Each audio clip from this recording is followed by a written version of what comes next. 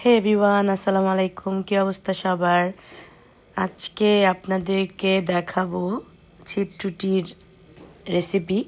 বাংলাদেশে আসছি, এখন তো শীতের সময়, স্বাভাবিকভাবেই পিঠা না হলে তো হবে না। তো আমার বড় ভাইয়ের মেয়ে ফারিয়া, ওর হাতের এই ছিটরুটি খুবই মজা, খুবই স্পেশাল করে ও বানায়।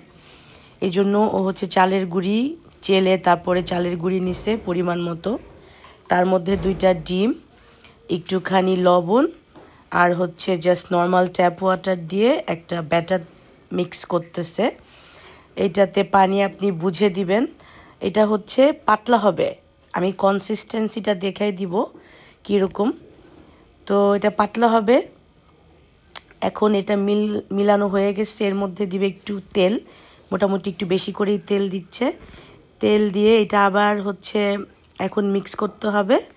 মিক্স করে কনসিস্টেন্সি যে আপনাদের হবে ওইটা দেখাই দিচ্ছি কীরকম হবে। পাতলা হবে, মোট কথা এটা পাতলা হবে। তো শীতের দিনে আমাদের এই চিতই পিঠা, ছিটরুটি, হাঁসের মাংস, গরুর মাংস এটা খুবই কমন। আর বাংলাদেশে আসলে আমি তো অনেক পিঠা খাই। তো দেখলেন তো আমি যে উঠালাম, ওইটা হুইস্ক দিয়ে ওরকম পাতলা হবে ব্যাটার।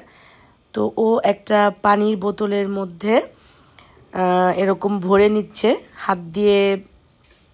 যখন বানায় তখন রান্নাঘরটা নোংরা হয়ে যায়, এই জন্য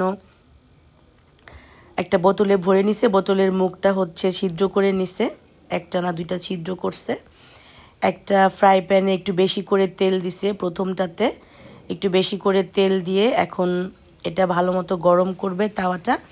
এরপরে এর মধ্যে দিয়ে দিবে। তো এটা আসলে খুবই মজার একটা পিঠা, গরম গরম, একটু ক্রিস্পি আবার একটু নরম নরম। তো আমি যতবার বাংলাদেশে আসি ততবার আমার গরুর মাংস রান্না করতেই হয়। আমার বাসার মানুষের পছন্দ আমার হাতের গরুর মাংস ভুনা, তারপরে হাঁসের মাংস, এগুলা কমন রান্না করতে হয়। তো আমি গরুর মাংস ভুনা করছিলাম আর আমার ভাইয়ের মেয়ে ছিটরুটি বানাইছিল। খুব মজা হয়েছে, আমরা খাইছি। এটা রাতে আমাদের ডিনার ছিল, আমাদের খুব মজা করে খাওয়া হয়েছে আসলে। তো এই ছিল আমাদের ডিনারের ছিটরুটির গল্প। আপনারা বানাবেন, আশা করি আপনাদের ভালো লাগবে। আর আমাদেরটা কেমন হলো সেটা কমেন্ট করতে ভুলবেন না। আবার দেখা হবে ইনশাআল্লাহ নতুন কোনো ভিডিওতে। বাংলাদেশে আসছি এখন, অনেক আসলে খাবার দাবার খাওয়া হবে, অনেক কিছু করা হবে। তো আশা করি ভালো মতো ভিডিও দিতে পারবো, আপনাদের সাথে শেয়ার করতে পারবো। ভালো থাকবেন সবাই আপনারা। আল্লাহ হাফেজ।